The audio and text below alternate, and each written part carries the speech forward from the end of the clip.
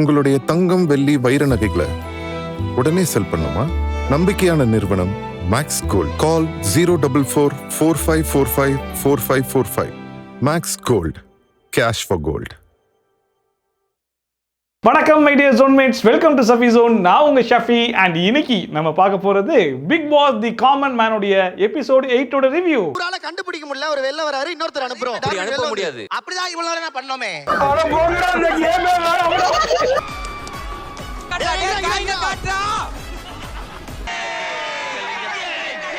டிஸ்அட்வான்டேஜ்க்கு போயிட்டாங்க. அவங்களுக்கு பேட்ஜ் குத்திடுங்க. ஒரு ரெட் ஸ்டார் கிடைச்சிருக்கு. ஒரு தடவை தோத்து பார்த்தேன்.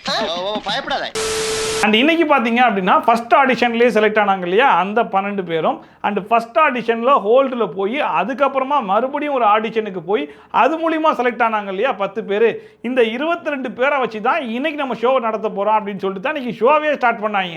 தி காமன் மேன் நிகழ்ச்சிக்காக தேர்வு செய்யப்பட்டுள்ள டாப் 22 போட்டியாளர்கள். ஆல்ரெடி இந்த ஷோவே ஒரு மாதிரி குழப்பத்துல தான் போயிட்டு இருக்கு. ஒரு பக்கம் ஜட்ஜஸ் குழப்பத்துல இருக்காங்க, பார்க்குற ஆடியன்ஸ் நம்ம எல்லாம் குழப்பத்துல இருக்கோம்னு சொல்லி பார்த்தா ஹோஸ்டா வர மாயாவும் குழப்பத்தில் தான் இருக்காங்க போல இருக்கு. ஏன்னா இன்னைக்கு பார்த்தீங்க அப்படின்னா 21 பேரை வச்சு ஷோவை நடத்த போறோம்னாங்க. என்னது 21 பேரா? எப்படி சொல்றீங்க? ஆமாம், ஃபர்ஸ்ட் ஒரு 12 பேர், அப்புறம் ஒரு 10 பேர், ரெண்டையும் கூட்டினா 22 வருதுலன்றாங்க. நீ ஃபர்ஸ்ட் 21 அப்புறம் 22 ஒரு நல்ல முடிவுக்கு ஆமான்ற மாதிரியே இருந்துச்சு. வரப்போற 21 பேரையும் மொத்தம் 22 கண்டஸ்டன்ஸும் இன்னைக்கு ஒரே மேடையில போட்டி போட போறாங்க. அதுலயும் ஷோவே பயங்கர மொக்கையா போயிட்டு இருந்தாலும் பில்டப்புக்கு மட்டும் ஒரு குறைச்சல் வைக்க மாட்டோம் அப்படிங்கிற பேர்ல இவங்க கொடுக்குற அந்த பில்டப் இருக்கு பாத்தீங்களா, அதை கேட்கும் போது சலிக்கல. இதுக்கப்புறம் நடக்க போற டாஸ்க் எல்லாம் சும்மா அதிரடியா கிழிக்கிற மாதிரி இருக்கும். அண்ட் இன்னைக்கு பாத்தீங்க அப்படின்னா நீங்க யாரு, எதுக்காக பிக் பாஸ் வீட்டுக்குள்ள போறீங்க, பிக் பாஸ் வீட்டுல போய் நீங்க என்ன பண்ண போறீங்க அப்படின்ற மாதிரி மறுபடியும் கேட்டு அவங்கள கொலையா கொள்றது மட்டும் இல்லாம நம்மளையும் போட்டு சாவடிக்க போறாங்கன்னு நினைச்சேன். ஆனா நல்ல வேலை, செட்டு நடுவில் சேர்த்த கொட்டி வச்சிருந்தாங்க. அப்பவே தெரிஞ்சு போச்சு ஏதோ ஒரு டாஸ்க் கொடுக்க போறாங்க அப்படின்னு சொல்லிட்டு. சரின்னு இந்த கண்டஸ்டன்ஸ் எல்லாம் இன்வைட் பண்ணாங்க. இன்வைட் பண்ணிட்டு என்னமோ ஷோ லைவ்ல போயிட்டு இருக்க மாதிரி இந்த ஷோ பத்தி வெளியே என்ன பேசிக்கிறாங்க, உங்க வீட்டில் என்ன பேசிக்கிறாங்க, பக்கத்து வீட்டில் எவனும் பேசுறது இல்லடா, நாங்க பேசுறதே எவனும் பாக்குறது இல்லடா, அப்புறம்டா நீங்களா கேட்டுக்கிட்டு இருக்கின்ற மாதிரியே இருந்துச்சு. அதாவது செலக்ட் பண்ணி வச்சுட்டு அவங்க வந்து ஷோ நடத்துறாங்க. அப்புறமா நடுவில் சேர்த்த கொட்டி வச்சிருந்தாங்கல்ல, இதை பார்க்கும்போது உங்களுக்கு என்ன தோணுது, என்ன கேமா இருக்குன்னு சொல்லுங்க அப்படிங்கிற மாதிரி சொன்ன உடனே அவங்களே ஓரளவுக்கு கெஸ் பண்ணிட்டாங்க. எதையாச்சும் உள்ள போட்டு ஒளிச்சு வச்சுட்டு தேடுறான், வேற என்னதான் சொல்ல போறீங்க அப்படின்னு சொல்லிட்டு. ஆனா அதுல ஹைட்டு கார்த்திக் மட்டும் சூப்பரா ஒன்று சொன்னாப்புல. அதாவது இங்க இருந்து அங்க ஒருத்தர் சேத்துல படாம கிராஸ் பண்ணணுமா, அங்கே இருந்து ஒருத்தருக்கு சேத்துல படாம கிராஸ் பண்ணணுமா, அது என்ன இத்தனு டப்பு லெவலுக்கா போட்டுருக்காங்க, நல்லா இத்தான் தண்டி பெருசா போட்டு வச்சிருக்காங்க, எப்படி கிராஸ் பண்ணுவாங்க, இதெல்லாம் ஒரு பதில்னு எப்படி சொல்றாங்கன்னே புரியலையே. அங்க இருக்கவங்க செயல்படாம இந்த சைடு வரணும். வெரி குட், தெரியாம செலக்ட் பண்ணிட்டேன். அண்ட் இந்த காமன் மேன் கண்டஸ்டன்டா இருக்கவங்களுக்கு ஒரு நோய் இருக்கு. என்னன்னு சொல்லி பாத்தீங்கன்னா, எதை சொன்னாலும் டாஸ்க்னு நினைச்சுக்கிறாங்க. ஒருவேளை எடுக்காம விட்டா ரிஜெக்ட் பண்ணிடுவாங்களோ, ஒருவேளை நீங்க சொன்னது கேட்காம விட்டா ரிஜெக்ட் பண்ணிடுவாங்களோ அப்படிங்கிற மாதிரி டீம் பிரிக்கிறதுக்கு ஆளாளுக்கு ஒரு டிஷர்ட் வச்சிருக்கோம், வந்து எடுத்துக்கோங்கடா வந்து அடிச்சு பிச்சுக்கிறாங்க. என்னடா டே இது டாஸ்க் இல்லைன்னு சொல்லிட்டாங்க.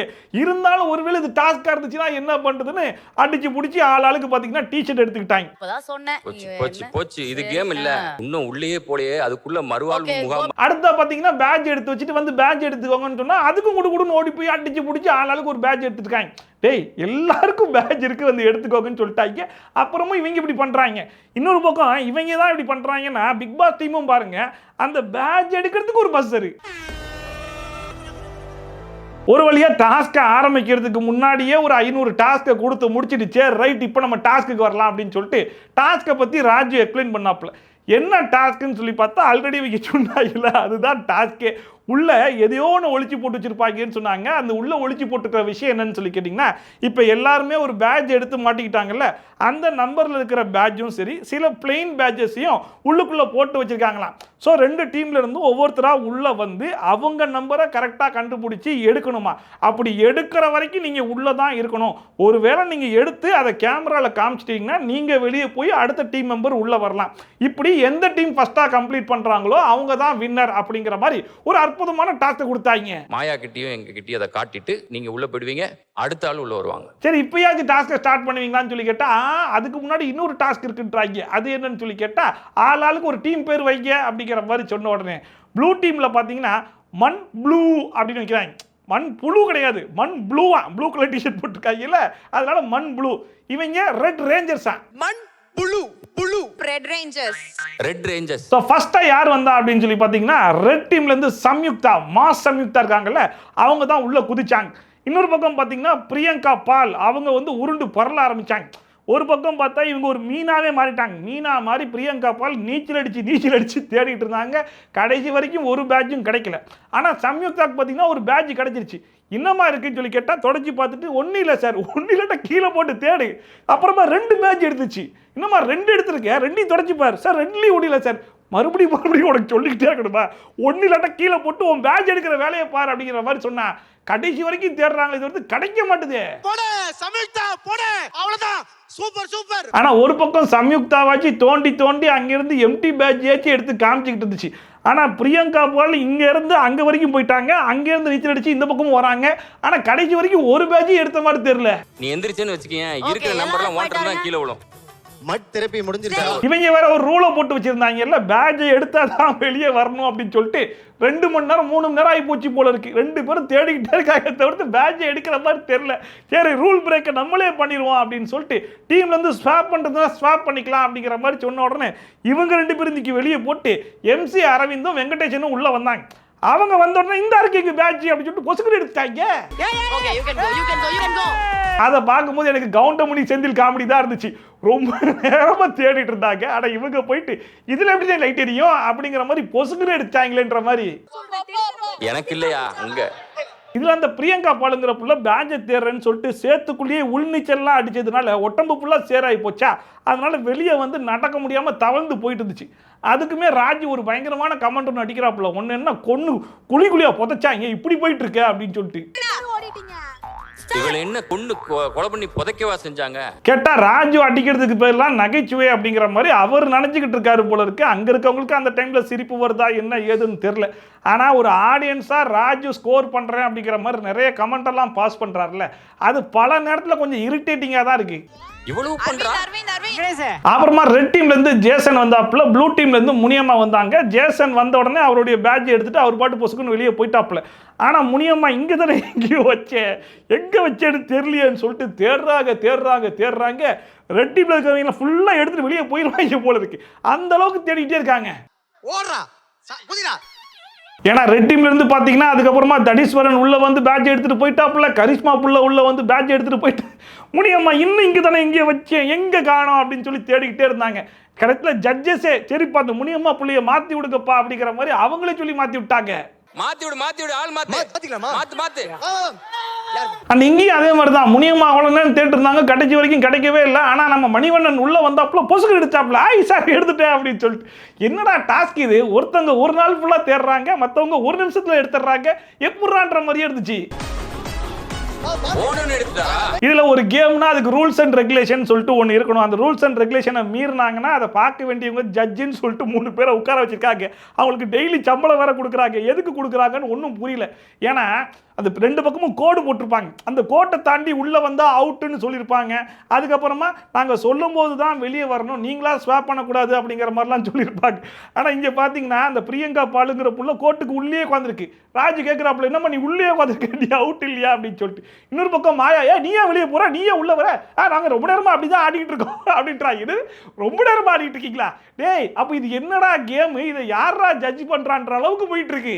கண்டுபிடிக்க முடியல, ஒரு வெள்ள வராரு, இன்னொருத்தர் அனுப்புறோம், அனுப்ப முடியாது. அப்படிதான் இவ்வளவு நேரம் பண்ணோமே. உடனே டார்வினை பிடிச்சி, ஏய் நீ பாட்டு உள்ள போற, நீ பாட்டு வெளியே வர, என்ன பண்ணிட்டு இருக்க, நான் ரொம்ப நேரமா தேடி பார்த்தேனா என்னால எடுக்க முடியல, அதான் நான் வெளியே போயிட்டு வேற ஆள் அனுப்பலான்னு.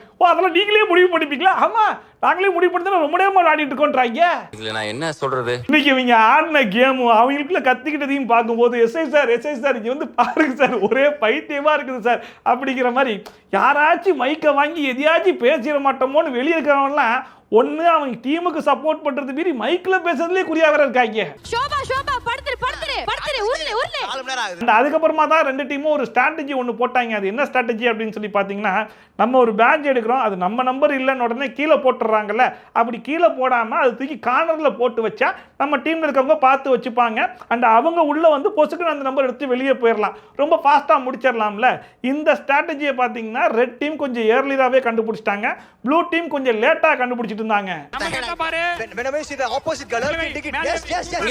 அண்ட் ரொம்ப நேரமா உள்ள வராங்க போறாங்க, என்ன நடக்குது ஏது நடக்குதுன்னு தெரியாம தான் இருந்துச்சு. ஆனா கடைசியில் ஒரு விஷயத்தை சொல்லிட்டாங்க, ரெட் டீம்ல இன்னும் 2 பேருக்கு மட்டும் தான் பேட்ச் கிடைக்கணும், அந்த 2 பேருக்கும் பேட்ச் கிடைச்சிருச்சுன்னா நாங்கள் வின் ஆயிடுவோம் அப்படின்னு சொல்லிட்டு. அந்த 2 பேர் யாருன்னு சொல்லி கேட்டிங்கன்னா, ஒன்று மாஸ் சம்யுக்தா, இன்னொன்று டார்வின். கடைசியில் அப்படி இப்படின்னு தேடி சம்யுக்தா கூட என் பேட்ச் கிடைச்சிருச்சு அப்படின்னு சொல்லி வெளியே எடுத்து வந்துருச்சு. டார்வின் தான் உருண்டு பரண்டு குஸ்டிலாம் அடிச்சிட்டு இருந்தாப்புல. கடைசியில் பார்த்தா ஒரு வழியா டார்வினுக்கும் அந்த பேட்ச் கிடைச்சிச்சு. அப்படிங்கிறதுனால ரெட் டீம் தான் வின்னர் அப்படின்னு சொல்லிட்டு அனௌன்ஸ் பண்ணிட்டாங்க. சூப்பரா. நடந்து முடிஞ்ச சேத்து போட்டியில் ரெட் டீம் தான் வின் பண்ணிட்டாங்க. அப்படிங்கிறதுனால நீங்க சொல்லுங்க, நீங்க எப்படிப்பட்ட ஸ்ட்ராட்டஜி எல்லாம் யூஸ் பண்ணீங்க அப்படிங்கிற மாதிரி கேட்டிருந்தாங்க. அப்போ கரிஷ்மா தான் அந்த ஸ்ட்ராட்டஜியை கண்டுபிடிச்சி சொன்னாங்க. பட் என்னதான் கரிஷ்மா அந்த ஸ்ட்ராட்டஜியை கண்டுபிடிச்சி சொல்லியிருந்தாலும் அந்த ஸ்ட்ராட்டஜியை கரெக்டாக ஃபாலோ பண்ணது யாருன்னா நம்ம சம்யுக்தா அப்படிங்கிற மாதிரி ஒரு பக்கம் அவங்க பேசிட்டு இருந்தாங்க. இன்னொரு பக்கம் ப்ளூ டீம் மீட்டிங் கேட்டாங்க. அந்த ஸ்ட்ராட்டஜி ரொம்ப நல்லா வொர்க் அவுட் ஆயிருக்கா? வொர்க் அவுட் ஆயிருக்கு. ஓகே. இதுல ப்ளூ டீம் என்ன நினைச்சிட்டாங்க, நம்மளும் வின்னர் தான் அப்படிங்கிற மாதிரி நினைச்சிட்டாங்க போல இருக்கு. எங்க வெற்றிக்கு காரணம் என்னன்னு பேசிட்டு இருக்காங்க. நீங்களும் ஜெயிக்கிறடா, அது எப்பறம் ஒரு மேட்ச்ல 2 பேரும் ஜெயிக்க முடியும் அப்படிங்கிற மாதிரி இருந்துச்சு. ஆக மொத்தத்துல என்ன மேட்ச், என்ன நடக்குது, என்ன ஏதுன்னு எதுவும் தெரியாம எல்லாம் குழம்பி போய் தான் சுத்திட்டு இருக்காங்க போல இருக்கு. கடைசியா ஜட்ஜஸ் சொல்லிட்டாங்க, இங்க பாருங்க ரெட் டீம் ஜெயிச்சிட்டாங்க, அதனால அவங்க ஃபுல்லி சேஃப், நீங்க தோத்துட்டீங்கன்றதுனால நீங்க ஃபுல்லி டேஞ்சர்னு. தோத்து போயிடுச்சுங்க. சோ இதுக்கப்புறம் நீங்க எல்லாருமே டேஞ்சர்ல இருக்கீங்க. ஃபுல்லி டேஞ்சர்னா ஆளாளுக்கு மண்டையில புள்ளி வைப்பீங்களா அப்படிங்கிற மாதிரி மட்டும்தான் அவங்க கேட்கல. ஃபுல்லி டேஞ்சர்னா என்ன அர்த்தம்னா, ப்ளூ டீம்ல இருக்கிற யாரு வேணாலும் எப்ப வேணாலும் எவிக்ட் ஆகி வெளியே போவதற்கான வாய்ப்பு இருக்கு அப்படிங்கிற மாதிரி சொன்னாங்க. என்ன சொல்றீங்க அப்படிங்கிற மாதிரி கேட்கும்போது, ஆமா இப்போ உங்களுக்குலாம் இன்னொரு டாஸ்க் கொடுக்குறோம் நாங்க. இன்னொரு டாஸ்கா, அதுவாச்சும் கொஞ்சம் உருப்படியா இருக்குமான்னு சொல்லி கேட்கும்போது சூப்பரா இருக்கும் நாங்க. என்னன்னா இந்த எவிக்ஷன் ப்ராசஸ் நடத்துவாங்க இல்ல, அந்த மாதிரி உங்க டீம் தோத்ததுக்கு காரணமான 2 பேரை செலக்ட் பண்ணுங்க அப்படிங்கிற மாதிரி சொன்ன உடனே 50 பேரும் சேர்ந்து முனியம்மாவும் பிரியங்கா பாலுன்ட்டாங்க. முனியம்மா அக்கா தான். முனியம்மா அக்கா சொல்வேன். பிரியங்கா சொல்லுவேன். பிரியங்கா பால். இவங்க முனியம்மா பேரை சொன்னோன்னே எனக்கு ஒரு டவுட் வந்துச்சு. முனியம்மா வந்து எடுக்கல சரி, பட் ஆனால் அவங்க முடிஞ்ச அளவுக்கு எஃபர்ட்டை போட்டு தேடினாங்களே, அவங்க ஒன்றும் சும்மா நிற்கலையே, நாற்று நடுற மாதிரி ஒவ்வொரு இடத்தையும் கையை விட்டு நோண்டி நோண்டி பார்த்தாங்களேப்பா அப்படிங்கிற மாதிரி கேட்கும்போது அதுக்கப்புறமா தான் சொல்கிறாங்க, முனியம்மா நல்லா தான் தேடினாங்க, இல்லைன்னு சொல்லலை. ஆனால் ஸ்வாப் பண்ணிக்கலான்னு சொன்னதுக்கப்புறம் முனியம்மா வெளியே வாங்க வெளியே வாங்கன்னு 50 பேரும் குட்டிக்கரணம்லாம் அடிச்சிருக்காங்க. ஆனால் கடைசி வரைக்கும் முனியம்மா நான் வரமாட்டேன், எடுத்துட்டு தான் வருவேன்னு சொல்லி ரொம்ப நேரமாக தேடி இவங்க தேடின கேப்பில் அந்த டீமே முடிச்சுட்டாங்க போல இருக்கு. நம்ம ஸ்வைப் பண்றதுக்கு அங்க ஒரு டைம் இருந்தது, அதையும் வந்து இவங்க 2 பேருமே வந்து அது மிஸ் பண்ணாங்க. சரி முனியம்மா வாச்சு ஓகேப்பா, பிரியங்கா பால் உள்நீச்சல்லாம் அடிச்சாங்களே, அவங்கள எதுக்கு செலக்ட் பண்ணீங்க அப்படிங்கிற மாதிரி கேட்டா, சம்யுக்தாவும் அந்த புள்ளைக்கு ஈக்குவலா தானே தேடிட்டு இருந்துச்சு. ஆனா அந்த புள்ள ஒரு ஸ்ட்ராட்டஜியை ஃபாலோ பண்ணி அந்த பேட்ச் எல்லாம் எடுத்து ஓரமா போட்டுச்சுல. ஆனா பிரியங்கா பால் அந்த வேலையை கூட பண்ணல, ஒன்லி உள்நீச்சல். அதுக்காக தான் சொல்றோம்ட்டாங்க. பிரியங்கா வந்து முதல்ல போனவனே தபக்கடின்னு விழுந்துருச்சு. தபக்கடின்னு விழுக முடியாது, விழுந்து தேடக்கூடாது. சோ முனியம்மாக்கு மொத்தமா 8 ஓட்டு, பிரியங்கா பாலுக்கு மொத்தமா 6 ஓட்டு. சரி இவங்க 2 பேரும் என்ன பண்ண போறாங்க, ரிஜெக்ட் பண்ணி ஷோல இருந்தே வெளியே அனுப்ப போறாங்களா அப்படிங்கிற மாதிரி பார்த்தா அதெல்லாம் கிடையாது. இப்போ உங்க 2 பேருக்குமே ரெட் கலர்ல ஒரு ஸ்டாரை குத்தி விட போறோம் அப்படிங்கிற மாதிரி சொன்னாங்க. எதுக்கு இந்த ரெட் ஸ்டார் அப்படிங்கிற மாதிரி கேட்டா, இதுக்கப்புறம் பலதரப்பட்ட டாஸ்க் நடக்க போகுது. அந்த டாஸ்க்ல இதே மாதிரி ஒஸ்ட் பெர்ஃபார்மர் அப்படிங்கிற மாதிரி செலக்ட் ஆகிறவங்களுக்கு மறுபடியும் இந்த ரெட் ஸ்டாரை வந்து குத்துவாங்களாம். எண்ட் ஆஃப் த ஷோல யார் அதிகமான ரெட் ஸ்டார் வச்சிருக்காங்களோ அவங்க ரிஜெக்ட் ஆகி வெளியே போயிடுவாங்க. அதுக்கான வாய்ப்பு இருக்குன்ற மாதிரி சொல்லிட்டாங்க. ஒரு ரெட் ஸ்டார் கிடைச்சிருக்கு, இடமே இல்லாத பிரியங்கா. அண்ட் ரெட் டீம் வந்து வின் பண்ணிட்டாங்கல்ல. இந்த டீம் வின் பண்றதுக்கு முக்கியமான காரணமா இருந்தது யாரு அப்படிங்கிற மாதிரி கேட்டா, 50 பேரும் சேர்ந்துக்கிட்டு மாஸ் சம்யுக்தான்னு சொல்லிட்டு கத்துறாங்க. யோ என்னையா சொல்றீங்க, பிரியங்கா பாலுக்கு ஈக்குவலா அந்த புள்ளையும் கடந்து உருண்டு புரண்டு இருந்துச்சு. கடைசி வரைக்கும் அந்த புள்ள பேட்சே எடுக்கல. கடைசியில டார்வினுக்கு முன்னாடி தான் அந்த புள்ளையே அந்த பேட்சை கண்டுபிடிச்சு எடுத்துச்சு அப்படிங்கிற மாதிரி கேட்டா, அங்கதான் நீங்க தப்பு கணக்கு போட்டீங்கன்றாங்க. என்னன்னு சொல்லி கேட்டா, இந்த புள்ளைக்கு அந்த புள்ளையோட பேட்ச் கிடைக்காட்டாலும் மற்ற எல்லாருடைய பேட்சையும் எடுத்து ஓரமா போட்டுருச்சான். அதனால மற்றவங்க எல்லாரும் குடுன்னு போய் அந்த பேட்ச் எல்லாம் ஃபாஸ்டா எடுத்து வந்துட்டாங்களாம். ஸோ இந்த புள்ள பார்த்து விட்ட இந்த வேலையால தான் எங்க டீமே இவ்வளோ ஈஸியா அந்த டாஸ்க்கை கம்ப்ளீட் பண்ணோம். அதுக்காக தான் சொல்றோம் மாஸ் சம்யுக்தா அப்படிங்கிற மாதிரி சொல்லிட்டாங்க. சம்யுக்தா ஏன்னா ஃபர்ஸ்ட் டீம் போய் இத்தனை காயின்ஸை கண்டுபிடிச்சு வச்சதுனால தான் இருக்கிற நம்பர் டக்குன்னு போய் எடுக்க முடிஞ்சு. சரி டீம்ல சரியா பெர்ஃபார்ம் பண்ணாதவங்களுக்கு ரெட் ஸ்டார் கொடுத்துட்டீங்க, டீம்ல நல்லா பெர்ஃபார்ம் பண்ணவங்களுக்கு என்ன ஸ்டார் கொடுக்க போறீங்க? போறீங்கன்னு சொல்லி கேட்டா கிரீன் ஸ்டார் கொடுப்போம் அப்படிங்கிற மாதிரி சம்யுக்தாக்கு வந்து கிரீன் ஸ்டார் கொடுத்துட்டாங்க. அண்ட் சேம் கான்செப்ட் தான், பலதரப்பட்ட டாஸ்க் கணக்கும் அந்த டாஸ்க்ல சரியா பெர்ஃபார்ம் பண்ணாதவங்களுக்கு எப்படி ரெட் ஸ்டார் கிடைக்குதோ, அந்த ரெட் ஸ்டார் மூலமா அவங்க எவிக்ட் ஆகி வெளியே போறதுக்கு வாய்ப்பு இருக்குதோ, அதே மாதிரி அதிகமான கிரீன் ஸ்டார் வாங்கினாங்க அப்படின்னா அவங்க செலக்ட் ஆகி பிக் பாஸ் வீட்டுக்குள்ள போறதுக்கான வாய்ப்பும் இருக்கலாமா. கிரீன் ஸ்டார் வாங்கியிருக்கீங்க, இது ஒரு அட்வான்டேஜ். அப்புறமா ரெட் டீம் கிட்ட கடைசியா ஒரு கேள்வின்னாங்க. என்ன கேள்வி அப்படின்னு சொல்லி கேட்டா, ப்ளூ டீம்ல இருக்கிறவங்க 50 பேர் சேர்ந்து முனியம்மாவையும் பிரியங்கா பாலையும் செலக்ட் பண்ணி வச்சிருக்காங்கல்ல, அது சரியா தவறா அப்படிங்கிற மாதிரி கேட்கும் போது 50 பேர் சேர்ந்து முனியம்மாவை செலக்ட் பண்ணது ரொம்ப கரெக்ட் தான். ஏன்னா அவங்களும் எடுக்கல, வெளியே வான்னு கூப்பிடும் போது அவங்களும் போகல. ஆனா பிரியங்கா பால் அப்படி கிடையாது. அவங்க நீச்சல் அடிச்சாங்க, உள் நீச்சல் அடிச்சாங்க, வெளி நீச்சல் அடிச்சாங்க. எல்லா நீச்சலும் அடிச்சதுல 50 பேட்ச் எங்க பக்கம் வந்துருச்சு. அந்த பேட்ச் எல்லாம் போடிக்கு தான் நாங்கள் ஜெயிச்சிருக்கோம். ஸோ எங்க டீமுக்காச்சும் ஹெல்ப் பண்ணிருக்காங்கல்ல, அப்படிலாம் சொல்லல. அவங்க ஓரளவுக்கு முயற்சி பண்ணாங்க, எஃபர்ட் எல்லாம் போட்டாங்க. அந்த எஃபர்ட்டையாச்சும் கொஞ்சம் மதிச்சிருக்கலாம். எப்படி பிரியங்கா பால் பேரை சொல்லலாம் அப்படிங்கிற மாதிரிலாம் கேட்டாங்க. அவங்க நிறைய நம்பர் சொன்னாங்க, அவங்க டீம் அதை மிஸ் பண்ணாங்க. சரி ரைட், இவ்வளவு நேரம் 50 பேர் சேத்துல குளிச்சு பயங்கர டயர்டா இருப்பீங்க, எல்லாரும் போய் குளிச்சு ஃப்ரெஷ் ஆயிட்டு வாங்க, அடுத்த டாஸ்க் ரெடி ஆயிருங்க அப்படிங்கிற மாதிரி சொல்லி அனுப்பிச்சு விட்டது மட்டும் இல்லாம இன்னைக்கான எபிசோடையும் வந்து முடிச்சு விட்டாங்க. ஆக மொத்தத்தில் 20 பேர் 22 பேர் இருக்காங்களா, இவங்களை வச்சு சமாளிக்கிறது ஒரு பக்கம் கஷ்டம் தான். பட் இருந்தாலும் ஒரு மாதிரி கைமையானே போயிட்டு இருக்கு. இந்த 22 பேர்ல இருந்து அப்படி இப்படின்னு குறைஞ்சி ஒரு 10 பேர் 6 பேர் 7 பேர்னு வரும்போது இன்னும் கொஞ்சம் சுவாரஸ்யமா இருக்குமோ என்னவோ தெரியல. ஆனால் அடுத்தடுத்த டாஸ்க் எப்படி வைக்க போறாங்க என்ன ஏதுங்கிறத பொறுத்திருந்தான் பார்ப்போம். ஸோ இன்னைக்கு பார்க்கும்போது உங்களுக்கு எப்படி இருந்துச்சு, இது யாராச்சும் பிக் பாஸ் காமன் மேன் ஷோவை ஃபாலோ பண்றீங்களா இல்லையா அப்படிங்கிறதெல்லாம் மறக்காம கமெண்ட் செக்ஷனில் போட்டு விடுங்க.